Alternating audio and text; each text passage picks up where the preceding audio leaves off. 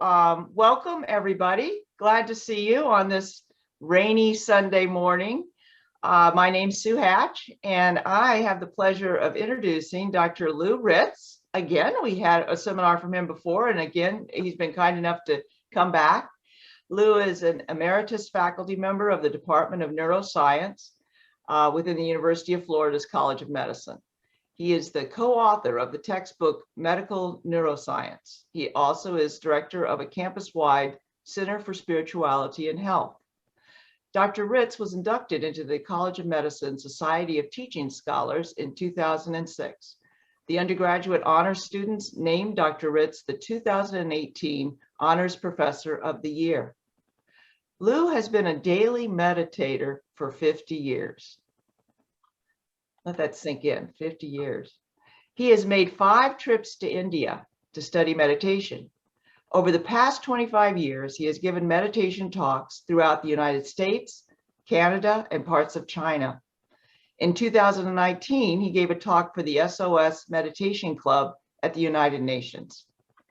In today's presentation, entitled Meditation for a Spiritual Connection, we will discuss how meditation will allow us to focus our attention on the divine that is within each of us. Before we get started, I want to let everybody know we're recording. So just so that you know that. And if you want to ask questions, if you put them in the chat, then I can see them. And if we have time at the end of the seminar, I'd be happy to ask Lou them. All right, take it away, Lou. Thank you, Sue. I want to say that my email address is on this first slide. If you have any questions come up after the talk is over, feel free to email me. And I also want to say, besides my work affiliation with the University of Florida, that I've been a longtime member of a meditation group called Science of Spirituality. And so that's going to show up a little bit in this talk. And their website is sos.org. If you have questions. So I like to start out with a quote, actually 2 quotes. The first quote is from Lao Tzu, a Chinese philosopher from 2,500 years ago. If you're depressed, you're living in the past. If you're anxious, you're living in the future. If you're at peace, you're living in the present. And I think this is very relevant for most of us. We tend to drift off into the past or the future, and with that, we are not at peace with ourselves. And we're going to talk a little bit more about the neural substrate of this later in my talk. My second quote comes from Roger Walsh, who's a psychiatrist from California. And he is talking about how spirituality impacts our health. The ultimate aim of spiritual practices is awakening, that is, to know our true self and our relationship to the sacred. And of course, this is going to be an important aspect of our talk today. Then he goes on to say, however, spiritual practices also offer numerous other gifts along the way. The heart begins to open, fear and anger melt, greed and jealousy dwindle, happiness and joy grow, love flowers, peace replaces agitation, concern for others blossoms, wisdom matures, and both psychological and physical health improve. Indeed, spirituality can affect our health in many ways. Okay, I'm going to talk today about several things, and I like the title of this book, Meditation is Medication for the Soul. We're going to talk about meditation and its many benefits to us. I'm going to first start talking about the scientific approach to meditation. I believe that's important. And then we'll talk about how meditation can help relax the body, emotions, and the mind. And ultimately, we'll talk about spiritual connectedness, which is its primary use. But to get to this spiritual connectedness, we still have to relax the body, calm the mind, and quiet our emotions. Okay, so when Sue asked me to give this talk, she said, let's talk about meditation for finding God. And that's not something that I get asked a lot. People say, let's talk about meditation for calming the mind or relaxing the body. And it does all of that, but this is the primary question. How do we find God? Should we look in the outside world? Now, we know God is everywhere, but how can we access God? Some people think you might have to go to the top of a mountain. You might have to go to the bottom of the seas. You might have to go in the deserts. And it's in the East, they have an interesting parable about a musk deer. And this has been told by mystics for many years, by mystics from the East. And the musk deer loves the smell of musk. And once it catches a whiff of musk, it will look all over the place. It will go throughout the forests and the fields. It will continually spend all day looking for the source of this musk. And as the parable goes, the musk is actually hidden inside the deer, and it doesn't realize that. And it is said that that is where God is hidden also within each of us. And how do we begin to approach God? And to me, it's learning how to focus our attention on the passageway that takes us within ourselves. So for me, this involves meditation coupled with an ethical lifestyle. The ethical lifestyle is a foundation, but in and of itself, it's not sufficient. But when I say ethical lifestyle, I think we all know we mean loving service to people, humility, gratitude, these sorts of things. So before I get into that, I want to talk about the scientific approach to meditation, because that to me is part of the story. And as I said earlier, when I was chatting with Hutch, spirituality is based on the scientific method. I believe that the whole process starts with having a mentor. We've had mentors throughout our life. Our parents taught us how to talk and walk. My older brother taught me how to drive a car. We've had, if you've done research in graduate school or medical school, you have a mentor who runs a lab. Well, when it comes to spirituality, I believe a mentor is important. The next step is questions that we might ask. Can meditation help us calm our body, relax our body, reduce stress? Can meditation help us quiet our minds? Can meditation help us connect with something that's sacred? We can ask these questions and formulate hypotheses that ultimately we can accept or reject. The third step is the mentor's role, who teaches us how to use the right techniques to meditate properly and helps us review our progress from time to time. And the next step is a laboratory. Now, in a medical school, in a place called in something like the McKnight Brain Institute, which I happen to be sitting in right now, this is what a laboratory might look like. Well, for each of us, we also have a laboratory known as the human body. God gave us this laboratory to conduct meditation experiments. I mean, that's one interpretation.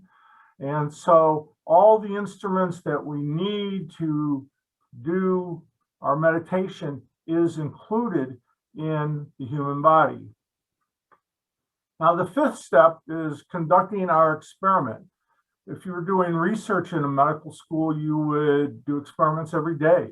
You would keep repeating the experiment until you got the techniques down and you're beginning to get the results you're looking for. And it's the same with our meditation. I meditate every day. I think it's important to meditate every day.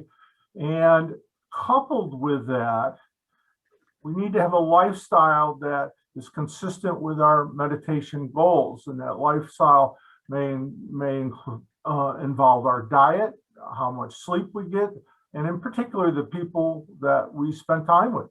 Do those people support our interest in meditation and spirituality? The sixth point I'm saying, and these are the last 2 points, the sixth point is recording our results. And one way people do it is with a diary form. And actually what I'm showing here in this picture is a diary form that was developed by Benjamin Franklin in the middle of the 1700s sometime. I don't know exactly when. On the left side is 13 virtues, what he decided were virtues. The top one is temperance, and he's got a sentence. There's a sentence on here: eat not to dullness, drink not to elevation. Well, when he stumbled in temperance, when he failed in temperance, he would put a check mark in his diary form. Now, these diary forms are not to beat ourselves up or make us feel guilty. They're just to give us some feedback. They're a mirror to our lives that can help us improve in meditation and in spirituality.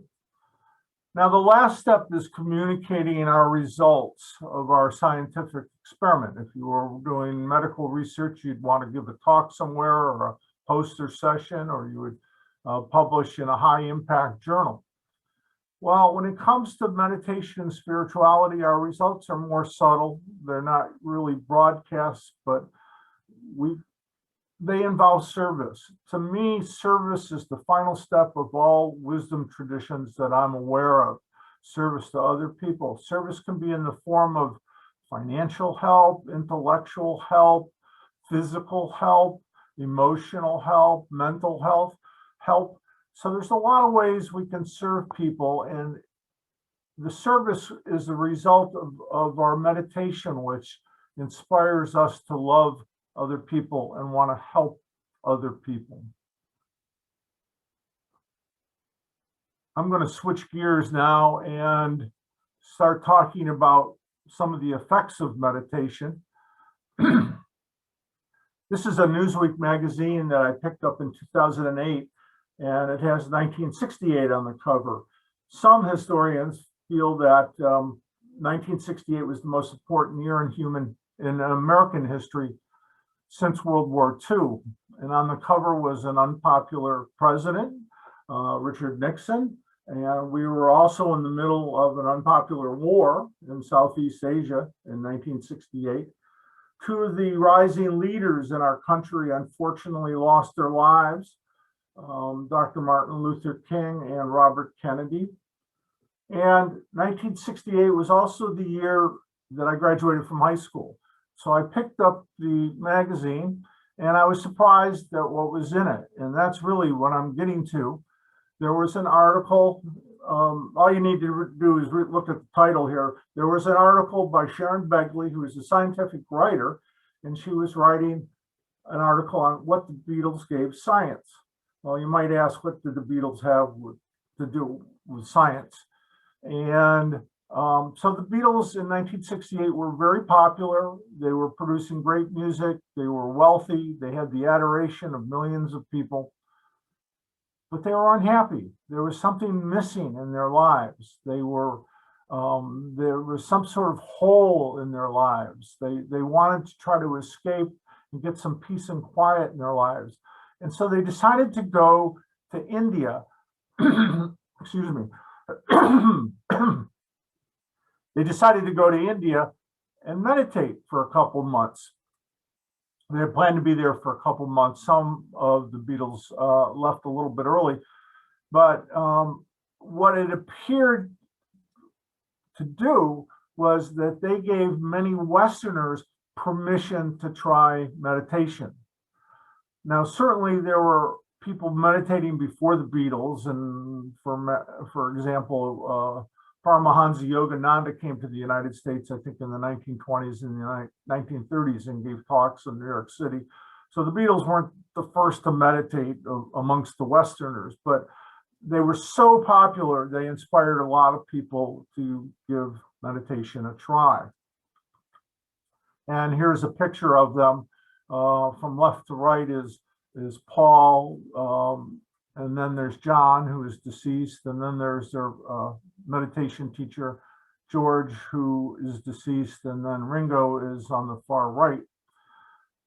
Now, really what I'm getting at is this: with all these people getting interested in meditation, some scientists, some young scientists decided we're going to study meditation. And in 1972, they published an article in Scientific American about the physiology of meditation. This is a very early article about such a topic. It was the article was written by Keith Wallace and Herb Benson. Herb Benson is a cardiologist from Harvard, and he went on to call this the relaxation response. But what they showed was that meditation produces a hypometabolic state. In other words, we were even more relaxed than our regular baseline metabolic state.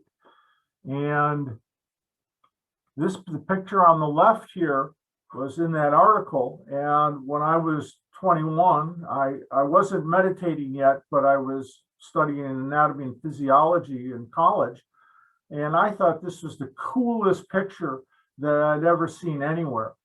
This is a guy meditating, and they were measuring his blood gases. They were measuring his galvanic skin response, which is a measure of sweating and stress. They were measuring his respiration rate. They were measuring his EKG or electrocardiogram. On the right came from Keith Wallace's, was a diagram from Keith Wallace's dissertation, and you don't need to know the details. The only thing I want to point out here is that somehow their meditation affects the brainstem and brain pathways to reduce the activity of the so-called autonomic nervous system, to reduce the fight or flight response, such that you have more of a reduction in our baseline metabolism than you do when you're just sitting at rest. This is the so-called hypometabolic state. So from this early study, we know that meditation can help us relax the body. Now, more recently, over the last 20 years, we're beginning to see the word science and meditation coupled together. Time magazine and the Scientific American Mind have articles on the science of meditation. And much of the current work, some of the best work, some of the most interesting work is done by Richie Davidson, Dr. Richard Davidson from the University of Wisconsin. He's shown here in with the brown sports coat on, and he's chatting with Matthieu Ricard, a well-known Buddhist monk who is actually holds a PhD in molecular biology. And the monk is about to enter into an MRI tube and have his brain imaged while he is meditating. Other things that Richard Davidson, other techniques that Richard Davidson uses is to do EEGs to measure the electrical activity of the brain during meditation and after meditation.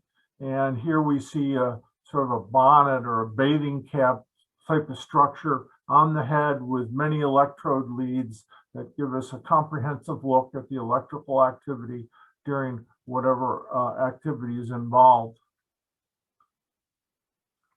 So just in a nutshell, a couple of the results that I want to mention from Richie Davidson's lab and his work with monks. This is all in conjunction with the Dalai Lama.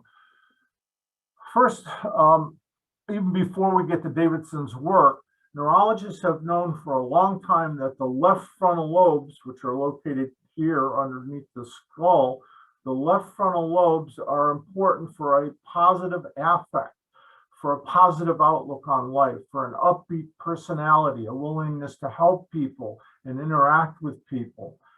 And unfortunately, when people have strokes, damage to their brains in the left frontal lobes, just as a general statement, they can lose their positive affect and they become permanently depressed. So that's been known since the 1950s. More recently, work by Richie Davidson has shown that the left frontal lobes are actually activated during meditation, and this activation, this increase, which is coupled with an increase in positive affect, this lasts well after meditation is over. And scientists refer to this as an altered state, which occurs during meditation, leads to an altered trait, which is left over after meditation. Now, certainly we want some positive effects of our meditation to occur, during the meditation, but it's even nicer when it carries over and we take it with us. Whatever the positive effects are, we take it with us after the meditation. Altered states leading to altered traits. An interesting aside is that other scientists have used what is referred to as transcranial magnetic stimulation, which is using magnets to directly stimulate the brain. I mean, it's done through the scalp and through the skull, but they are able to directly stimulate with magnets, stimulate the left frontal lobes to try to help people who have intractable depression that is not affected or impacted by typical medications, excuse me. Finally, from Richie Davidson's lab, we find out that the frontal lobes, which are connected to our limbic system involves memory and emotions. Our frontal lobes have the ability to dampen the activity of the so-called amygdala, which is part of the limbic system. The amygdala, which is on both sides of the brain, acts as a warning system for the brain. It responds to anything that's threatening or novel or unique that appears in our environment. Now, certainly we need that amygdala to be active when we are in fact threatened, but we don't need it to be active on just any little thing. And meditation can help dampen the activity. Meditation working through the frontal lobes can affect the limbic system to quiet our anxiety and reduce the effects of overactive amygdala and help us relax better. Okay, now I want to move on and talk about something that I find very interesting. And this is the attention network and the so-called default mode network. Now, the attention network of the brain is the part of the brain that allows us to focus on something, whether we're reading a book or driving a car or talking to our spouse or watching a TV show. We put our attention on it, and the attention network are certain regions in the brain which are activated while we pay attention to something. Well, about 10 or 12 years ago, some scientists wanted to study the attention network in a group of subjects. So they imaged their brains during an attention task. They had people in MRI tubes, they imaged their brains, they were doing some sort of task during the session. And so the session would last for 10 minutes, and then there would be a 10-minute rest period. And then they would go back and do the active task again for 10 minutes, and then there would be a 10-minute rest period. And this would go on for several hours. So the scientists did, in fact, find out what they wanted to find out about the attention network, that it was activated when the people were on task, when they were paying attention to whatever the task was. What was unusual, what surprised the scientists, was that another network in the brain, a different area of the brain, was active when these people were at rest. And this has become known as the default mode network. And this network, well, to find out what these people were doing at rest, collectively they said, our minds were wandering. We were daydreaming. We weren't paying attention. We were thinking about the past. We were thinking about the future. We were worrying about something or else. And as I told you on my first slide, Lao Tzu warned us about this sort of thing. Anyways, the default mode network has become known to be associated with mind wandering, the self-centered thoughts about the past and the future, or the future. Another group of scientists have looked specifically at mind wandering in a clever set of experiments, and they found that mind wandering leads to an unhappy mind. So this is sort of an interesting outcome of these initial studies to study the attention network. We also have this default mode network, which some people will say is the me network or the self-centered network, that it's the neural correlates of our personal history, our past and our future. Now, it's certainly okay to process what has happened in the past or to plan for the future, but it's when we dwell on it, we over dwell on it, and we churn and we think too much about it, and it leads to us being unhappy or possibly having a mental illness. So the question I have here at the bottom, what can we do to minimize the role of this default mode network? And the actual study has been done. I first read about it in a Wall Street article, a Wall Street Journal article that somebody sent me a few years back. Scientists have had people repeat a mantra. Now, a mantra is a set of words that may be important to an individual. There's one mantra here: I am at peace. I am at peace. I am at peace. So they imaged their brains while they were repeating a mantra slowly, but fast enough so that thoughts didn't intervene. And as long as people stayed focused on their mantra, the default mode network was not activated. It remained quiet. The point is that to limit our mind wandering, mantras can help us out. And I'll say a little bit more about this in a minute or so. Now, I don't know, there may be a few people here who heard my talk before for UCG about a month ago or 6 weeks ago, but I talked about attention and objects of attention. And I wanted to go through this again because it's a key, it's the most important part of this talk. So how do spiritual teachers view our attention? And the analogy that I like to use, that they use, is the flashlight analogy. We are like a flashlight. We are like a flashlight of attention. We're shining our attention on the outside world. Now, if I was in a dark room and it was totally dark and I turned the flashlight on, wherever that flashlight was pointing, I would be aware of what was in the room.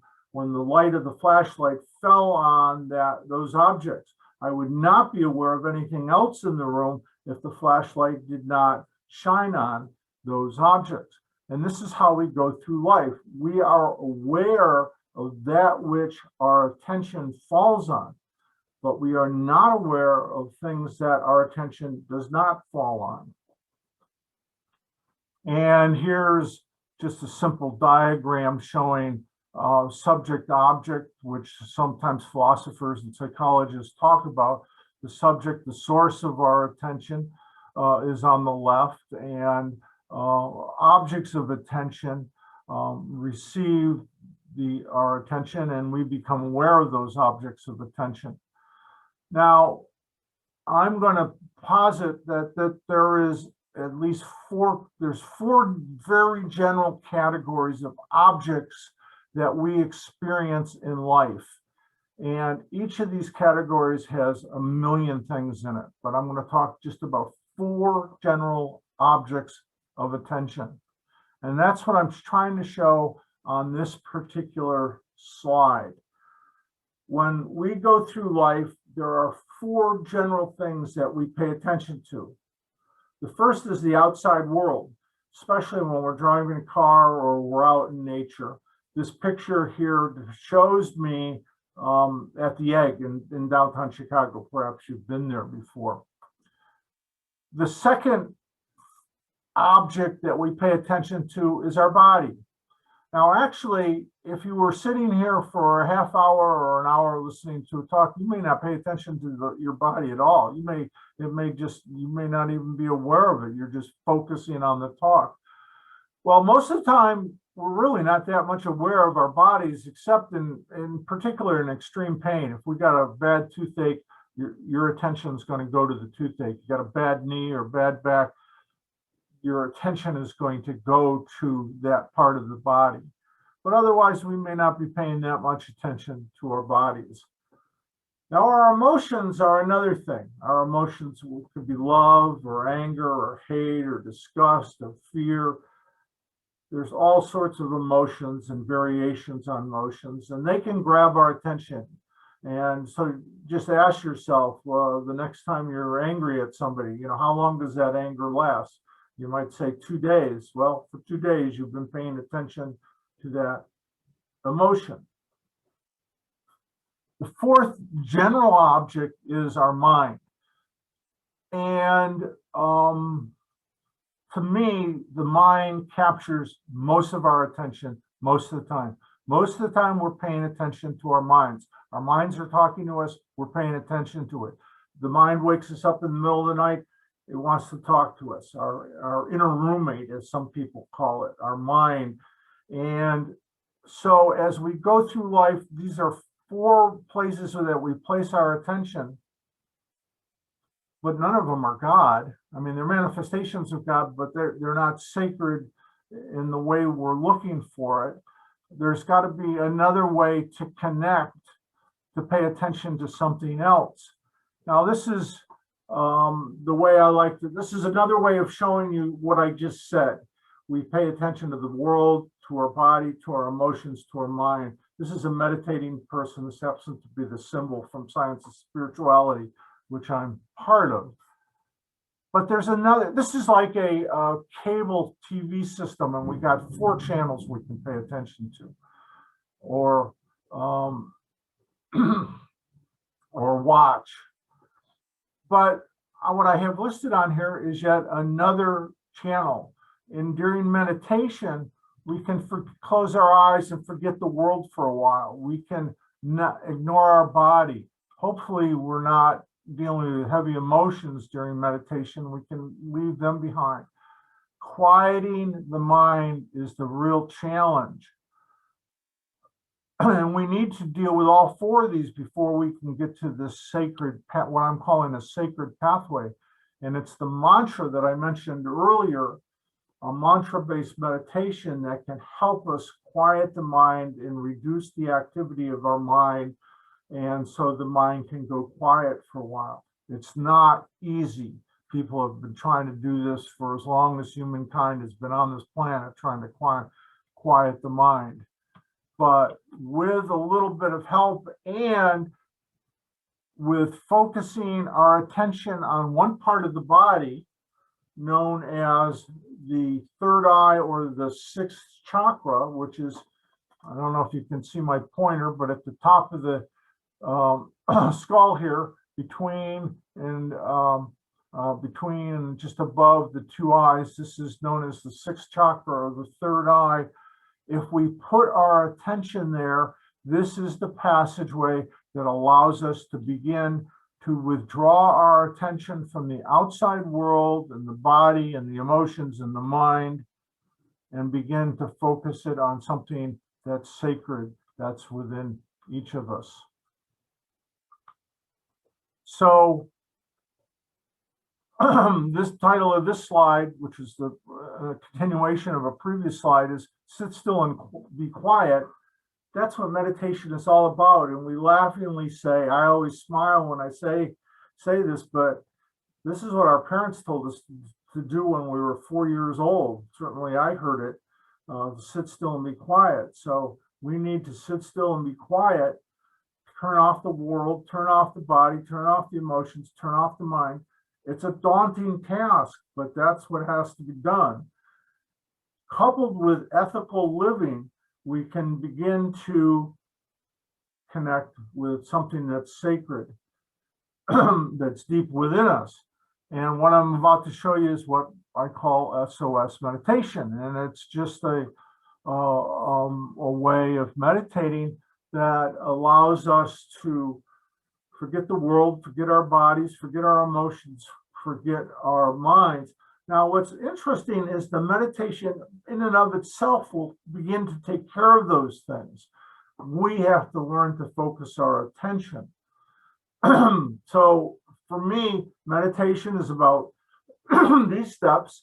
And I'm almost done here, but we got to choose a time and a place to meditate, a time where we can be undisturbed for 20 minutes, 30 minutes, however long you want to meditate. We have to choose a place to meditate where we're not going to be disturbed, whether it be our bedroom or office or living room, wherever we can do it in our house. Go outside and meditate if you so choose. Selecting a pose is very easy. You just sit in a chair. No difficult poses. There's no postures that are important. You just have to be able to sit still and be quiet. So you can sit in a chair, you can sit on the floor, you can sit against the wall, and if you can even lie down meditating. But the key point is, don't fall asleep. We gotta remain. You gotta relax the body, but remain very much awake. The third step is focusing our attention, and the way we do that in the SOS meditation is we focus our attention in front of us 8 to 10 inches with our eyes closed. We're not using our eyes. We're using our attention to look out into what is initially dark. And it will be dark until you get some experience with this. But initially, it'll be dark, and we're looking at the darkness with closed eyes. We're trying to keep our eyes straight. We don't want to look our eyes to roll up or go one way or the other. This does not involve our physical eyes. It involves our attention. Now, to help with the mind, we repeat a calming word. This can be any word that you're interested in. This will help quiet the default mode network. This can be the name of a spiritual teacher. This can be God, love, serenity, peace, whatever word you want, a calming word that will allow us to calm the body and the mind. And by repeating it slowly, not too slowly, you don't want thoughts to intervene, but we begin to get so focused on our calming word that we're not allowing our mind to wander. And we gaze lovingly into this darkness. And with a certain amount of gratitude. And you may, again, those who saw my previous talk last month, you may remember the slide. I just wanted to show this to remind me to answer the question. So what do we see? We're staring at the darkness. We're staring in the darkness. And what are we going to see? And again, it's not with our physical eyes. It's our attention is being focused here, and we're focusing our attention out into this darkness. We can begin to see light. We can begin to see inner light. We're not seeing this with the physical eyes. We're seeing this with our third eye, and this light is sacred. This is the light of the realms, the spiritual realms that are within each of us. You can see spots of light, circles of light, light of different colors. It doesn't matter. Beyond that, if you have some good fortune, you can see an inner sky, you can see an inner moon, you can see an inner sun. And beyond that, with great good fortune, you can begin to talk to an agent of God. And I'm using that term because that's the term I used when I talked about near-death experiences. Basically, you can have the same spiritual experience that people have during a near-death experience without the medical trauma. You're doing this during a tranquil meditation, and this is how it's done. We can begin to shift our attention away from the physical realms and begin to experience the spiritual realms that are within each of us. And this is the beginnings of our way back to commune with the Creator. I'm going to close with a parable that I've always liked. You may have heard this parable before. It's called The Sheep and the Lion Cub. I got to read it. It's about a page long. There is a story about a lion cub that became lost from its mother. A mother sheep found the lion cub frightened and alone in the wilderness. Out of compassion, the sheep took the cub and raised him as her own. As the sheep grew up with other sheep, it began to act like them. It would cry, "Ba, ba," like the other sheep, and it believed it was a sheep. One day, when the sheep had grown up to be a young lion, it was wandering alone in the forest. An adult lion came by and thought it was strange to hear this young lion baaing like a sheep.